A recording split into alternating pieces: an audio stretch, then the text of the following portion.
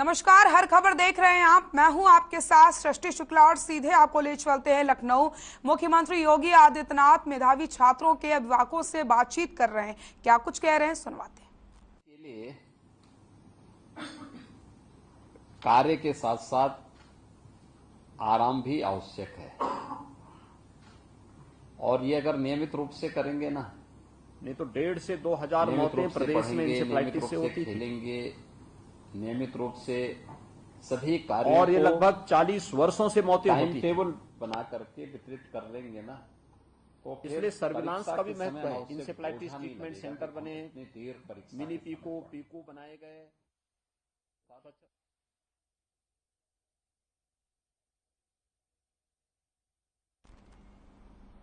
तो सीएम योगी आदित्यनाथ को आप सुन रहे थे, जहां पर वो मेधावी छात्रों के अभिभावकों से बातचीत कर रहे थे। और कल मुख्यमंत्री योगी आदित्यनाथ ने छात्रों से बातचीत की, उनसे जाना था कि किस तरीके से उन्होंने मेहनत करी है, क्या कुछ योजना उन्होंने तैयार की थी, कैसे उन्होंने इतने अच्छे अंक प्राप्त किए।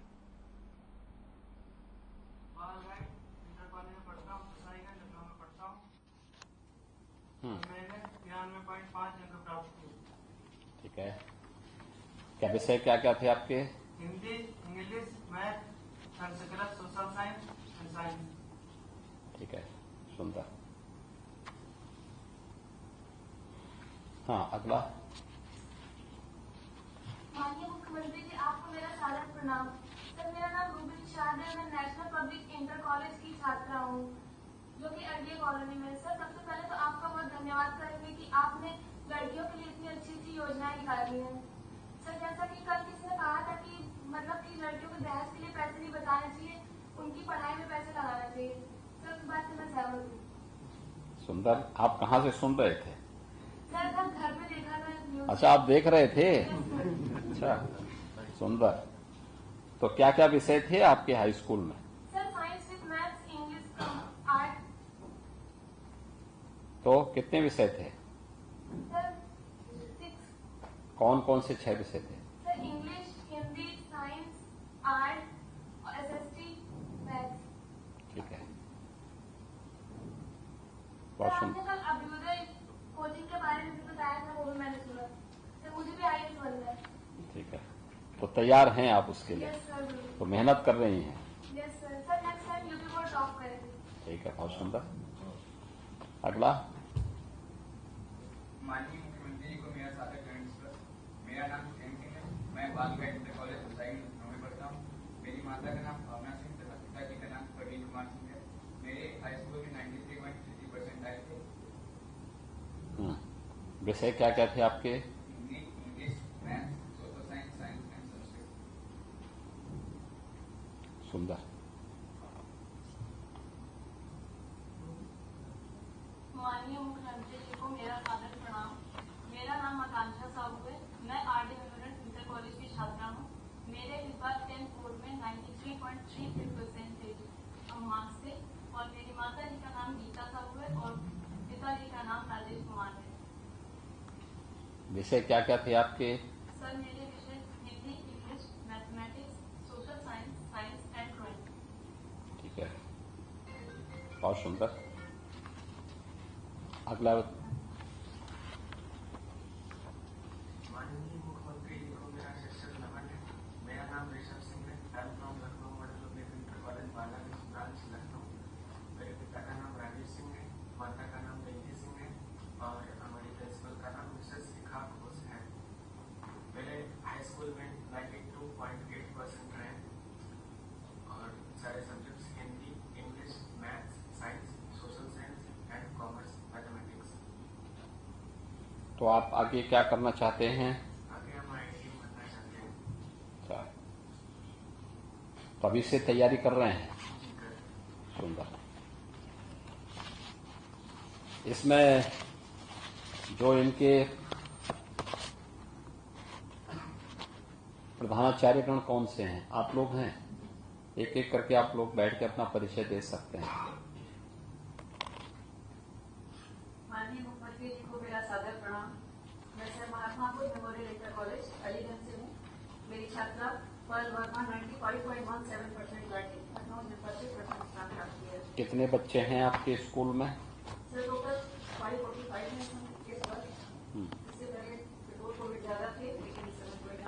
कम है।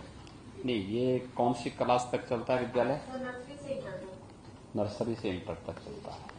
ठीक है, तो इसमें क्या करते हैं आप वहाँ विद्यालय में स्पेशल? सर सबसे पहले तो कमजोर और अच्छे दोनों बच्चों के लिए हम एक्स्ट्रा क्लासेस लगाते हैं और अलग अलग उनको इवन हाफेली और एनुअल एग्जाम के अतिरिक्त जो क्लास टेस्ट होते हैं उनमें सर हम 3 स्टैंडर्ड के क्वेश्चन पेपर बना के देते हैं कुछ अच्छे बच्चों के लिए।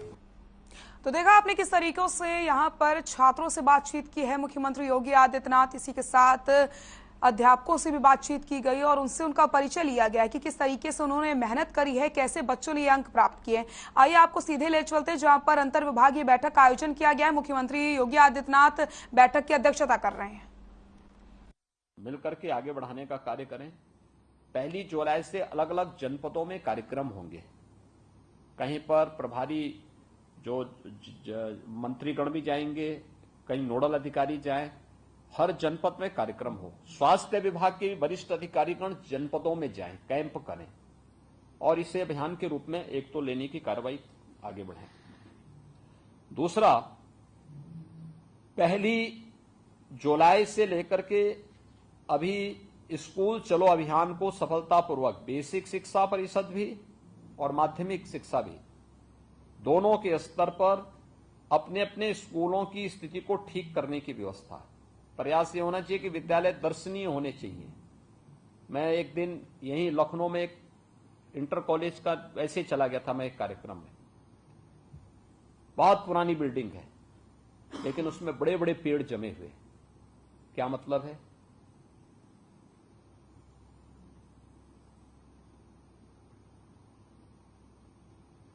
यानी पेड़ कहीं बाग में होने चाहिए, किसी जमीन पे होने चाहिए।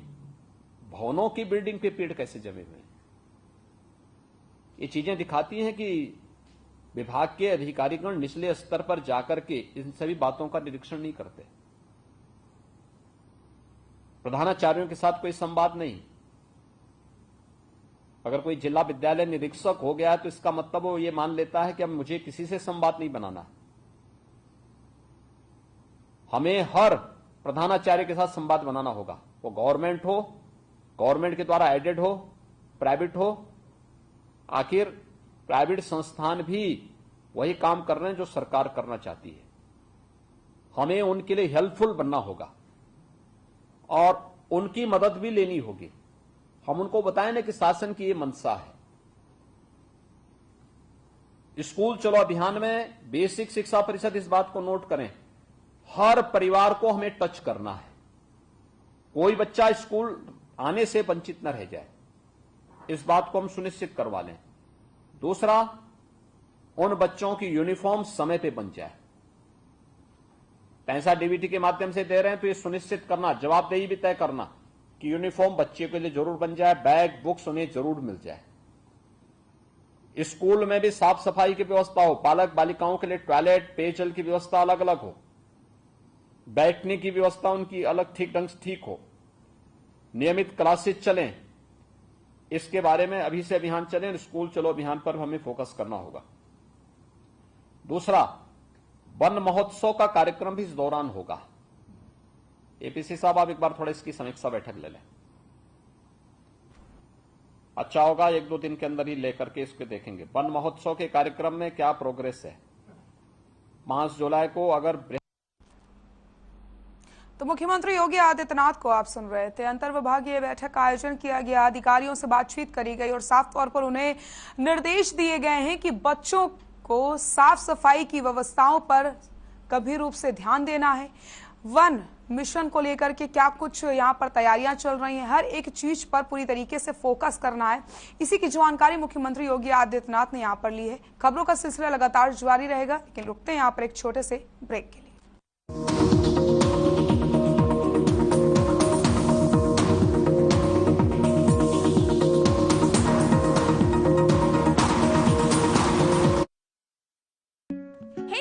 Hey, look, I can download a song really fast. I can make dosas faster. Must be joking. Bus, 3 easy steps. Mix with water, spread batter, fry. Gana download हुआ? नहीं, पर तब तक मैं इडली बनाती हूँ। हमने बनाया किड्स से। हरे रंगों का उमंगों का जज्बा कहाँ रुकता है, मन साफ है तेरा अंदर तो बाहर दिखता है। जो अच्छा हो जो सच्चा हो वही तो दिखता है। हम निरमा एडवांस हैं, मन की तरह कपड़े भी साफ रखते हैं। Nirma advance. Hey mom, hey, look, I can download a song really fast. I can make dosas faster. Must be joking. Bus, 3 easy steps. Mix with water, spread batter, fry. गाना डाउनलोड हुआ? नहीं, पर तब तक मैं इडली बनाती हूँ। हमने बनाया किड्स से। Hey mom, hey, look, I can download a song really fast. I can make dosas faster. Must be joking. Bus, 3 easy steps. Mix with water, spread.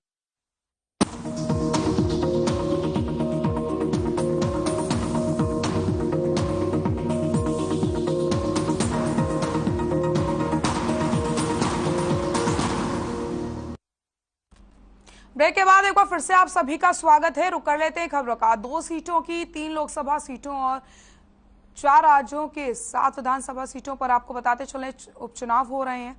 2 राज्यों की 3 लोकसभा सीटों और 4 राज्यों की 7 विधानसभा सीटों पर आज उपचुनाव हो रहा है, जिसके लिए सुबह 7 बजे से वोटिंग शुरू हो चुकी है। इन सभी सीटों के नतीजे 26 जून को घोषित किए जाएंगे। आपको बता दें, लोकसभा सीटों में यूपी की आजमगढ़, रामपुर और पंजाब की संगरूर सीट शामिल है। इसके अलावा दिल्ली की राजेंद्र नगर, झारखंड की मांडर, आंध्र प्रदेश की आत्मकूर और त्रिपुरा की अगरतला टाउन, बोरदोवाली, सूरमा और जबराजनगर विधानसभा सीट पर भी आज वोट डाले जा रहे हैं। मतदान को लेकर के चुनाव आयोग की तरफ से सुरक्षा के कड़े इंतजाम किए गए हैं।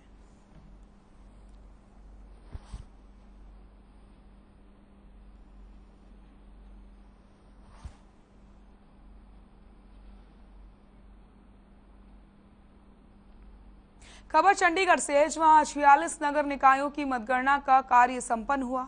वहीं प्रदेश में सफेदों को छोड़कर मॉडल कोड ऑफ कंडक्ट खत्म हुआ। जानकारी के मुताबिक सफेदों के वार्ड नंबर 8 की ईवीएम का डिस्प्ले खराब हुआ, जिसके चलते ईवीएम मशीनों में दर्ज वोटों की मतगणना नहीं हो पाई। वहीं 24 जून को सफेदों में सुबह 7 बजे से शाम 6 बजे तक दोबारा से मतदान किया जाएगा।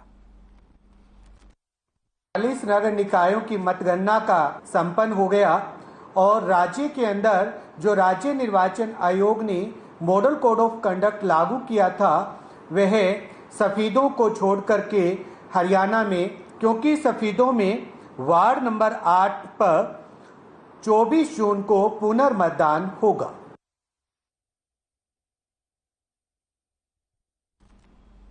खबर चंडीगढ़ से है, जहां पंजाब के राज्यपाल बनवारी लाल पुरोहित ने रॉक गार्डन शतरंजगंज ओलंपियाड के 44वें सत्र की मशाल रिले ग्रैंड मास्टर दीप सेना गुप्त से प्राप्त की। वहीं राज्यपाल ने मशाल रिले की नई परंपरा की पहल के लिए पीएम मोदी का आभार जताया। इस मौके पर प्रशासनिक लोग मौजूद रहे। दरअसल पीएम मोदी ने 19 जून 2022 को नई दिल्ली के इंदिरा गांधी स्टेडियम में शतरंज ओलंपियाड की मशाल रिले का शुभारंभ किया और इस मशाल को चेन्नई के पास महाबलीपुरम में पहुंचने से पहले 40 दिनों के समय में 75 शहरों में ले जाया जाएगा। 89 countries are participating in this chess Olympiad. सारे स्टेट्स है जहाँ पे चेस का उतना मतलब इन्फॉर्मेशन नहीं है लोगों के पास, या फिर उतना पॉपुलर नहीं है लोगों के लिए, तो वहाँ पे जब ये ट्रैवल करेगी, लोगों की मैसेज पहुँचेगा, तो आई थिंक बहुत सारे लोग इसमें इंटरेस्टेड भी होंगे और बहुत सारे बच्चों को इसमें पार्टिसिपेट करने का मौका भी मिलेगा। वर्ल्ड पे भारत का परिप्रेक्ष्य चेस में कहाँ खड़ा है भारत? देखिए, इंडिया तो अभी बहुत अच्छे पोजीशन पे है और जो भी अपकमिंग प्लेयर्स है, जैसे प्रज्ञानंदा हो गया या फिर अर्जुन नेरेकेसी, विदित गुजराती, इनके साथ मेरे हिसाब से हमारा फ्यूचर बहुत ही सिक्योर्ड है, हम बहुत ही आगे जाने वाले हैं। 189 countries are participating in this chess Olympiad. Number 3 और नंबर 4 के बीच में वैरी करता है, बट वेरी खबर चंडीगढ़ से है, जहां कृषि एवं किसान कल्याण मंत्री जेपी दलाल ने हरियाणा राज्य बागवानी विकास एजेंसी के तहत एकीकृत बागवानी विकास मिशन की जनरल बॉडी मीटिंग की अध्यक्षता करी। इस दौरान उन्होंने अधिकारियों को निर्देश देते हुए कहा कि ड्रैगन फल, खजूर फल और मशरूम को बढ़ावा देने के लिए लक्ष्य निर्धारित करके योजना तैयार करें और किसानों को किफायती और गुणवत्ता पूर्वक बीज मुहैया करवाने के लिए नई प्रणाली विकसित की जाए, जिससे कि किसानों को अच्छे और किफायती बीज उपज के लिए मुहैया हो सके। वहीं बागवानी विभाग की ओर से एक विशेष टीम का गठन किया जाएगा, जो युवाओं को ड्रैगन, खजूर और मशरूम की खेती के लिए प्रेरित करने के साथ साथ प्रशिक्षण दिलवाने का भी काम करेगी।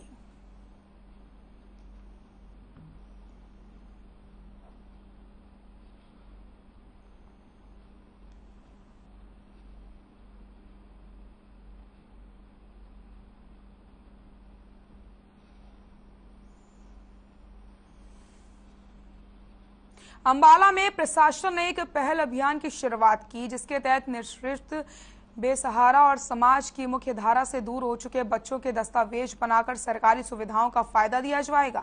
वहीं जिले के पंचायत भवन में 3 दिवसीय कैंप में 13 सरकारी विभाग अपनी सेवाएं देंगे। एसडीएम हितेश कुमार ने बताया कि स्ट्रीट चाइल्ड बच्चों के कैंप लगाकर उनके जरूरी दस्तावेज बनाए जा रहे हैं, जिससे कि उनका दाखिला आंगनबाड़ी और स्कूल में करवाया जा सके। इसके अलावा दिव्यांगजनों के यूडीआईडी कार्ड भी बनाए जाएंगे। दरअसल प्रशासन ने 31 अगस्त तक सभी ऐसे बच्चों तक पहुंचने का लक्ष्य रखा है।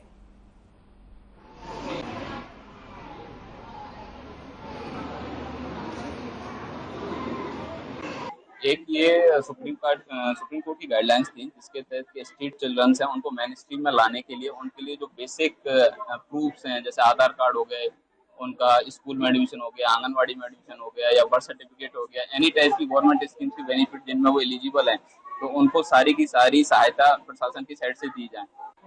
सक्षम जो है बेसिकली हम लोग दिव्यांग लोगों के लिए काम करते हैं और ये यूडीआईडी जो बनाने का काम हम काफी समय पहले से कर रहे हैं। हम अब तक लगभग जो है 300 बच्चों का जो है ऑनलाइन जो है उनके पर्टिकुलर मंगवाकर ऑनलाइन उसको डाटा को अपलोड करके उनको जो है भिजवा चुके हैं ऑलरेडी। जो है ये कल चूंकि शाम को हमारे को पता लगा था कि इस तरह का प्रोग्राम है, काफी अच्छी पहल है सरकार की तरफ से, ताकि सभी एक जगह पे जो है बैठकर उनको ये सुविधा मिल सके। जिनके पास कोई भी आईडी प्रूफ नहीं है तो अच्छा लगा। तो हम लोग भी इसके अंदर जो है, क्योंकि हमें कल रात को ही पता लगा था, तो हम जो लोकल लेवल पे अगर जिसका भी हमारे किसी दिव्यांग के पास जो है यूडीआईडी नहीं बना हुआ तो हम उनको कांटेक्ट कर रहे हैं, उनको आने के लिए बोल रहे हैं कि यहाँ पर आकर यूडीआईडी बनवाओ। होडल के गांव पिंगौर के पेट्रोल पंप के कर्मचारियों ने एक युवक पर जानलेवा हमला किया। वहीं घटना के 1 महीने बीत जाने के बाद भी मुख्य आरोपी की गिरफ्तारी अभी तक नहीं हुई है। आरोपी की गिरफ्तारी नहीं होने से नाराज ग्रामीणों ने पुलिस प्रशासन के खिलाफ नाराजगी जाहिर की और पंचायत कर फैसला लिया कि अगर आरोपी की जल्द ही गिरफ्तारी नहीं हुई तो वो कोई बड़ा फैसला ले सकते हैं, जिसकी जिम्मेदारी खुद जिला प्रशासन की होगी।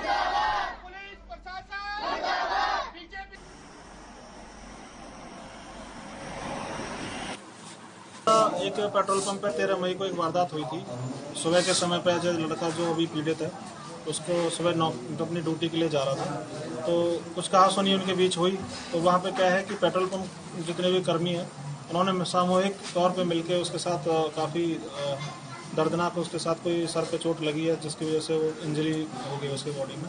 पेट्रोल पंप पे पिंगोड़ गांव का था जो इंजर्ड पर्सन है, उसके स्टेटमेंट पे मुकदमा दर्ज हुआ था। इसमें 307 आईपीसी लगी हुई है। इसमें 3 अक्यूज हैं, 13/5 को एफआईआर हुई थी और 2 अक्यूज हैं, उनको अरेस्ट कर दिया। जो एक पेंडिंग अरेस्ट है उसको जल्दी अरेस्ट कर। ड्यूटी जा रहा जी, सुबह पेट्रोल पंप पे गया जी, तेल डलवाया। उनसे ये कही भैया मोबाइल नंबर ने देख लेंगे, उनने की हम बेईमान हो रही हैं, क्या पे वारदात कर दीजिए। एक योगेश है जी गुज्जर, वहाँ ने मेरे भैया को सिर फाड़ के डैमेज कर दिया जी। पुलिस प्रशासन बीजेपी। सोनीपत में फिर तेज रफ्तार का कहर देखने को मिला। सोनीपत से गुजरने वाले मेरठ झज्जर नेशनल हाईवे पर देर रात एक तेज रफ्तार कार पत्थरों की बैरिकेड्स से टकरा जाती है, जिसके बाद कार में आग लग गई, जिसके चलते कार में सवार 6 छात्रों में से 3 MBBS के छात्रों की जलकर दर्दनाक मौत हो गई। वहीं 3 लोग गंभीर रूप से घायल बताए जा रहे हैं।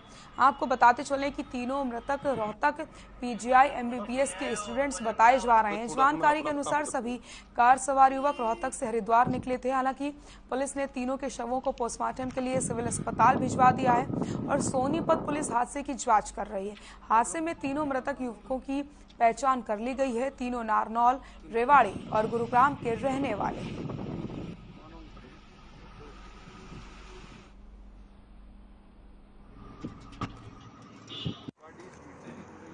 देखने चाहिए। यहाँ से जो कार सवार हैं वो जा रहे थे और गाड़ी जो है पत्थर में डिवाइडर में लग के और आग लगी है, जिसमें 3 जो व्यक्ति हैं वो मौके पे ही गाड़ी के साथ ही जल गए हैं और 3 जो है वो घायल हैं। उनको रेफर PGI रोहतक कर दिया गया था। जो मृतक हैं उनकी जो डेड बॉडी है वो निकाल के कार्रवाई हेतु सरकारी हॉस्पिटल है सोनीपत, उसमें रखवाई गई है। रेवाड़ी में एक दुकान में आग का तांडव देखने को मिला। मामला शहर थाना क्षेत्र का है, जहां एक फोटोग्राफर की दुकान में अचानक से आग लग जाती है। वहीं आग की लपटें उठती देख आस पड़ोस के दुकानदारों ने आग बुझाने की कोशिश की, लेकिन आग पर काबू नहीं पाया गया।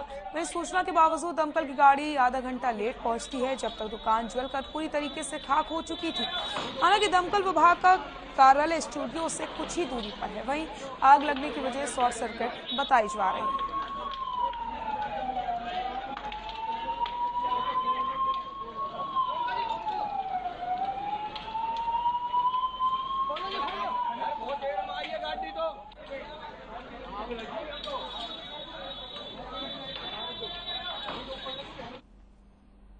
देश में एक दिन में 13,313 कोरोना के नए केस सामने आए और कोरोना के चलते 38 लोगों की मौत हो चुकी है, जबकि 10,972 लोग कोरोना से ठीक हुए, जिसके बाद देश में जो कोरोना का रिकवरी रेट है वो 98.60% पहुंच गया है। बात करें कोरोना के एक्टिव केसों की संख्या की, तो देश में फिलहाल कोरोना के 83,990 केस एक्टिव बताए जा रहे हैं और अब तक देश में कोरोना से 5,24,941 लोगों की मौत हो चुकी है।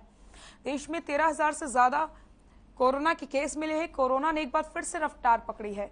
देश में कोरोना के 13,313 केस मिले। 24 घंटे में कोरोना से 38 लोगों की मौत हुई है। इसी के साथ 10,972 लोगों ने कोरोना को मात दी है और कोरोना का जो रिकवरी रेट है वो 98.70% पहुंच गया है।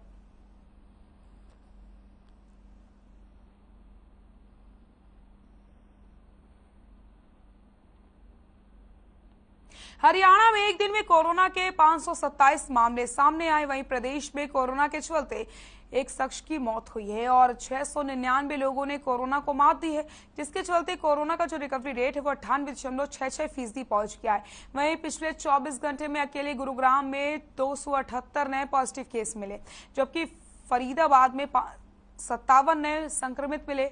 इसके अलावा हिसार में 24, पंचकुला में 41 नए केस मिले। रोहतक की बात की जाए तो 9, पानीपत में 15 केस मिले। वहीं अगर हम बात करते हैं प्रदेश में एक्टिव केसों की संख्या की, तो 2,161 एक्टिव केस बताए जा रहे हैं, जबकि 10,622 लोगों ने अब तक अपनी जान गंवाई है।